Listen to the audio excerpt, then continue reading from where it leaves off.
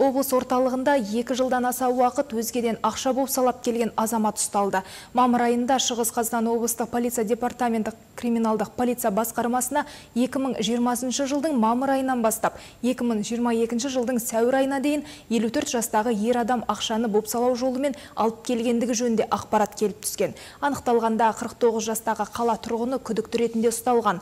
Ол өзінің дене физикалық артықшылығын пайдаланып, жәбірленушіден әртүрлі сомадағы ақшаны жүйелі түрде талап етіп отырған. Алғаш рет 150 мың теңге алса, одан кейін қаражат мөлшері көбейе берген.